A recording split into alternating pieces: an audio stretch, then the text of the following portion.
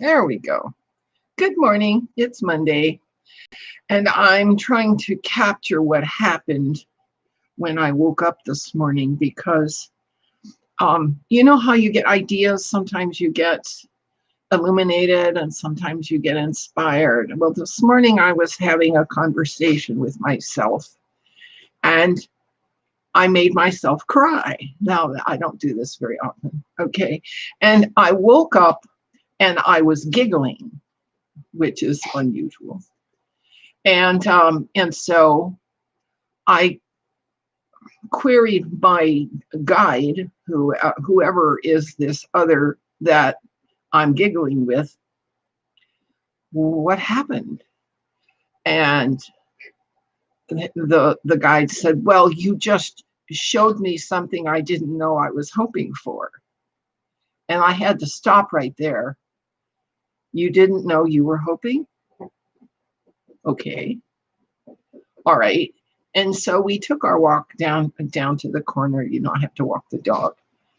And what came up was that the thought was, well, you know, people don't even know they're suffering.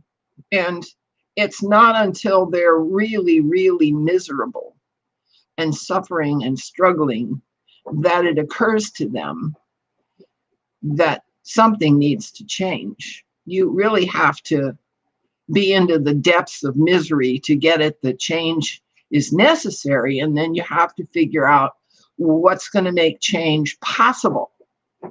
And the first thing that happens when you realize that change has to be possible is that whatever you were thinking before is not going to work now.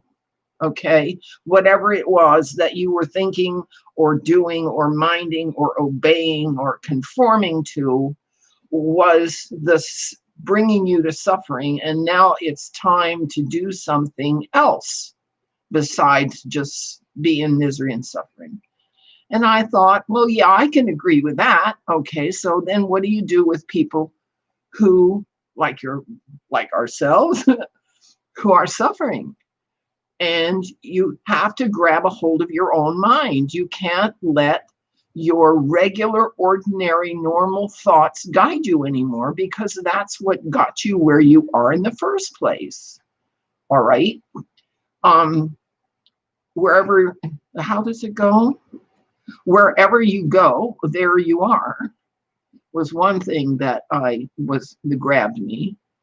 And if you only do what you always done, you only get what you always got. So what you want to be isn't the issue here, because we're on a path. We don't know where the path is going, but we do know what we like to do and what we'd like to think. All right. All right, we can get that far. So how do we get some new thoughts to guide us in a new way out of misery? Well, from what I understand from spiritual teaching, you place the thought in your mind that my thoughts are not helping me. I need a new set of thoughts, and you sleep on that. I did that a couple of times. I slept on the thought that where my thoughts are taking me is not taking me where I want to go. And I woke up the next morning and my mind was clear as a blue sky. It was wonderful. Now, in the Christian tradition, starting over with new thoughts is what is called born again, but I don't know what tradition you belong to. All right, so you ask yourself when you go to bed to wake up with some new thoughts, and the next morning you're open. All that old garbage is gone. All right, that's step one. Step two, you look around for the topic of suffering and misery, because I'm sure you know others who are in the same boat. All right. And when a group of people get together and decide that they've had enough suffering and misery, there are two ways that they can go about dealing with it, confronting it. And one is to do no harm and just solve their problem. And the other is to disrupt other people who are doing all right, because they think by disrupting people that appear to be doing okay, they can take their okayness from them. Okay, and that's why we're seeing protests. The protesters think by disturbing the people who sort of have their act together, that they can get that for themselves. Unfortunately, at this point, the riots are showing that that strategy doesn't work. And what it does do is create a lot of intervention with political states, police. Okay, not a good way to go.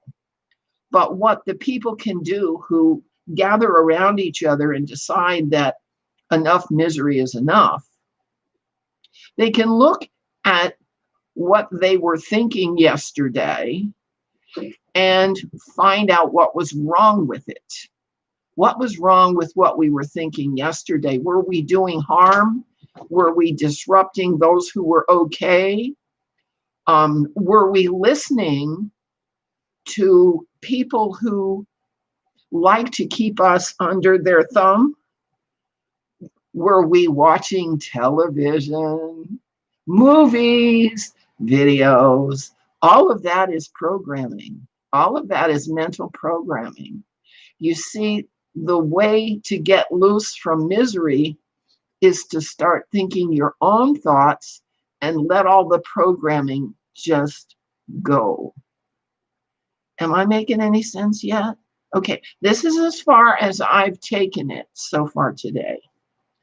And then the next step is going to be, how do we find the resources for our little group of people who've all decided that they're tired being miserable? How do we find the resources to do something else? We'll talk about that tomorrow morning. Maybe I'll have another dream that will carry this along. I think this is fun. This has been Emily Craig, and I don't know what to call this stuff, but maybe it'll give you a good idea. Sometimes we don't realize what we're hoping for. That never occurred to me.